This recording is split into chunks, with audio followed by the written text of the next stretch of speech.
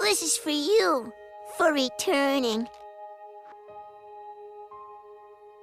Okay, what do you want me to do, Bats? Hey, hello, how do you do? Shady Doorags here. After my review of Legends from Justice League, a lot of you intellectuals suggested I check out the show Batman the Brave and the Bold. After all, if I fangirled over a simple episode with a cheesy superhero environment filled with nostalgic references, then surely I would lose my do-rag-covered mind over an entire show based on the same concept. Are you lot suggesting that there's a superhero cartoon from the 2000s that I, Shady Doorags, haven't seen? Do you honestly think that's even a possibility? Well, you'd be absolutely correct. Yes, I was very into the superhero cartoon scene back in the day, but there are indeed some that I didn't explore. See, when I was growing up, I had trouble accepting any version of Batman that wasn't based off of the Bruce Timm cartoon. I like this is fine, not a problem there. How dare you stand where he stood? I was fine with different versions of other heroes like Spider-Man and the X-Men, but for Batman, it had to be like Kevin Conroy's iteration or it just didn't interest me. So it's not to say I didn't know the Brave and the Bold existed. In fact, I was well aware of it. It's just that I never got around to watching it thanks to younger Shady's bias. However, I am not younger Shady. I am older Shady. And older Shady, while still sexy as ever, is open to new ideas. So today, I'm going to start my journey exploring this classic show by looking at its first episode. The episode starts with the Clock King, a clock-themed villain, taunting his captured foes. Dangling over a vat of acid are Batman and Green Arrow, what happened to your face? I'm sorry, I'm just used to the goatee. He looks like such a baby here. By the way, this show is based off of a comic book series with the same title. Originally, said series was about various heroes teaming up and going on adventures, but eventually it began to focus on Batman specifically. So yeah, I imagine this scene of Batman with another hero is going to be the standard for the show. And at the precise stroke of midnight,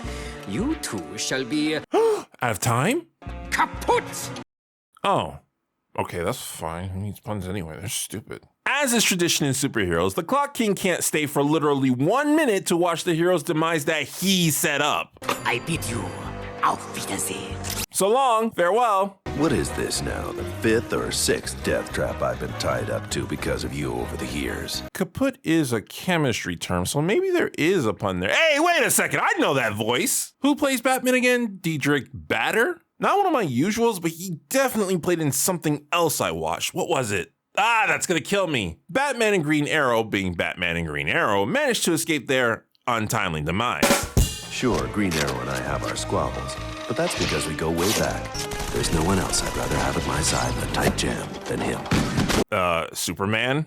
Robin? I find it charming that Green Arrow is the first team-up we see in this show. There's an inside joke about how Green Arrow was a shameful copycat of Batman back when he first debuted. Take whatever Batman had, Batcave, Batplane, Batmobile, and Green Arrow had one too. He just replaced Bat with Arrow. Arrow Cave is a stupid name, though. Batman has the Bat Cave. That makes sense. Bats live in caves.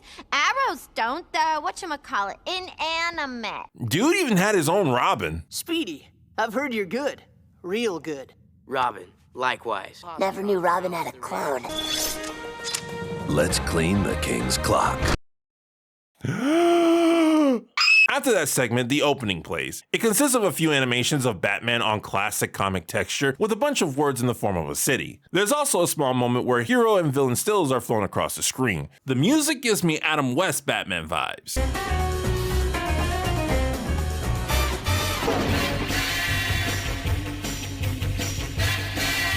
I also feel like it's referencing something else, but can't quite put my finger on what. All I know is that when those brass instruments go full blast, by law, I have to scream Batman. Da-da-da, da-da-da-da-da-da. Batman! As far as intros go, it's nothing really to write home about, but it's not unwelcome either. After the title card, we transition to my office. Oh wait, no, that's some kid's bedroom. Sorry, they look very similar. Poison Ivy has used her mind control spores on Superman to pit him against Batman. Who wins? Easy, Superman. Wrong!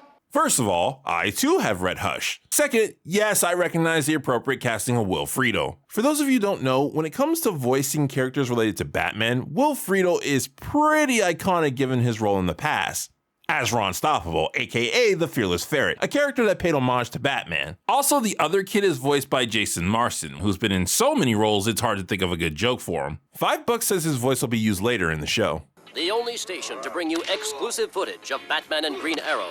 Think you could ever see me being a hero, Paco? Nah, that was weird. I know I just said that's Wilfredo's voice, but he sounded like Danny Cooksey just then. Think you could ever see me being a hero, Paco? Beep, beep, beep, detecting high levels of geek. Bruh, you two are in a Batman-covered room watching Batman beat criminals up on TV and discussing fictional Batman fights. Dude is obviously a geek, and your house is too transparent for you to be throwing stones from it. Later, Super Jaime. Jaime? Oh, this is a Blue Beetle episode! Wait, what was that title card again? How on earth did I miss that? Hold up, they're using a young version of Green Arrow, but also Jaime's version of Blue Beetle? Okay, that's an interesting canon. I was actually hoping to see Ted Kord, as he's the Blue Beetle I spent the most time with. I legit don't even know this Blue Beetle's powers, because Ted never had any. Isn't Jaime like a crossover between Iron Man and Green Lantern? After one of Jaime's friends leaves, another shows up to ask for help. I need your expertise for a little emergency. A meteoroid appears to be on a collision course with a space station. Okay, not gonna lie, it doesn't get much cooler than Batman saying he needs your help. After being told the mission, Jaime suits up and the two head out to space immediately because Batman's clothes double as a spacesuit. Of course they do. Partners with Batman! We're not partners. I know, you teach, I learn. Wait, Jaime's still learning? Well, why is Batman taking him then? Like, wouldn't Superman or Green Lantern be a much better pick for this? I could have asked Green Lantern to help me with this mission, but I want to find out if Jaime has what it takes to be a hero. Oh, that's actually pretty awesome as far as character motivation goes. All right, this version of Batman has my attention. The two get up to the meteor, but before they can stop it, Blue Beetle's suit opens up a wormhole and transports them elsewhere. On the other side of the wormhole, we see jelly-looking creatures being attacked by what is clearly the villain of the week for this episode. Dude looks like a parademon. Is that Darkseid? No, Darkseid controls parademons. He doesn't look like one. Judging from the position of these stars, I'd say that wormhole has brought us to somewhere on the backside of the Milky Way. I have seen this trick done so many times by comic book characters, it doesn't even faze me anymore. The jelly creatures come out and excitingly greet their new visitors, revealing that this isn't the first time they've ever seen a Blue Beetle. Okay, what is going on? Kanjar Ro. Why does that name ring a bell? I don't know. Maybe we owe him money? Oh, I remember him. He was the dude in Justice League that framed Green Lantern. Shoot, I didn't know he was a significant villain. I thought they made him up just for that episode. The Blobs tell Beetle and Batman that they are the Gibles, and Kanjar Ro is kidnapping them to harvest their bodies for fuel. They also thank Beetle for returning after he lost to Kanjar Ro in the past. The Scarab. Someone had it before you. Batman decides to play along with what's happening and ensures the Gibles that Beetle will save them. I can barely work this suit, much less be the hero they need. What they need is someone to believe in, and what I need is for you to play along if we're going to save their people. Okay, I kind of see what you're getting at, Bats, but in another story, this will result in a lesson about how honesty is always the best policy. Jaime, after being guilt-tripped, does his best to motivate the Gibles. He tells them that while he's willing to help, they need to learn to fight Kanjar Ro on their own, as he won't always be around to protect them. So, in conclusion, find the power within. Little writing tip, try to avoid stereotypical phrases like in conclusion. They give off a vibe of inexperience. Of course, that was done intentionally for Jaime to show he is inexperienced. The speech Jaime gives works, and the Gibles prepare themselves for an assault. You really think these guys have what it takes to be warriors? Being around their hero will bring out the best in them. That's right. A person who's capable of greatness when around their hero can have an easier time bringing out the best in themselves.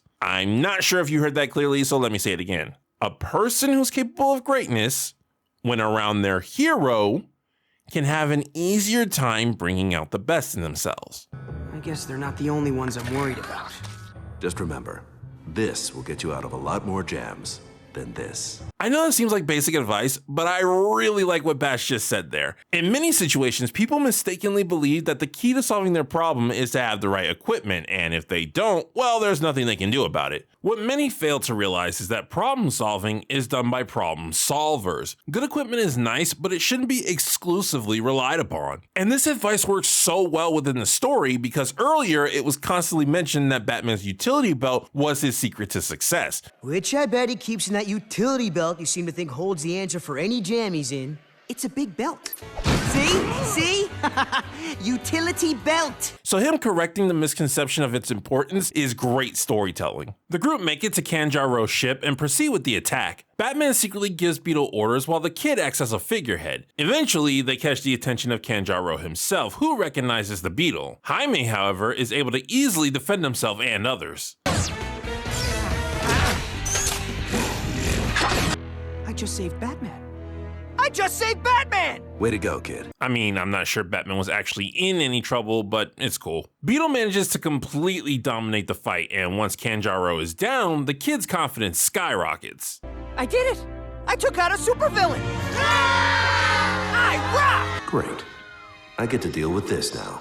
I know what they're trying to showcase, that Jaime is now overconfident, but all he did was celebrate. I feel like Bats jumped the gun there. Also, if Jaime does have a big head, that's partially your fault, Batman. When I said this job was about using your head, I didn't mean for it to go to your head. Before anyone can celebrate for too long, Kanjar Ro returns with a Gamma Gong, the weapon he used to defeat the previous Blue Beetle. What on Earth?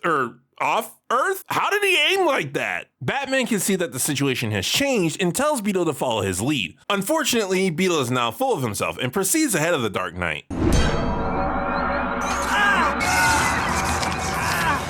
A child? Then I did crush the Beetle the last time we met.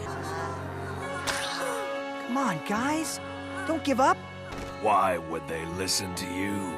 You're just some ill-equipped boy. I can't help but notice that you're a bloodthirsty villain and the hero is now armorless and helpless. Now seems like a really good time to kill him. Once again, a villain leaves Batman tied up to meet his demise. Wow, twice in one episode. This show really is not afraid of cliches. Wait, dude, why are you leaving the Gibles? They're a fuel source, remember? The whole reason you came out here was to kidnap them. Holy dodongos, Batman! Oh geez, that was a Robin reference. Wow, I didn't even mean to do that. Power within. Power within. Back on Kanjar Ro's ship, we see the pirate trying to get the scarab off of Jaime so he can use it for himself. I'll find the right frequency, even if it kills me. Okay, perfect time for a one-liner. Don't screw this up. What am I saying? It's going to kill you. Haha, there we go. Batman sneaks back onto Kanjar Ro's ship and breaks into where Jaime is. Unfortunately, the scuffle causes the scarab to become loose.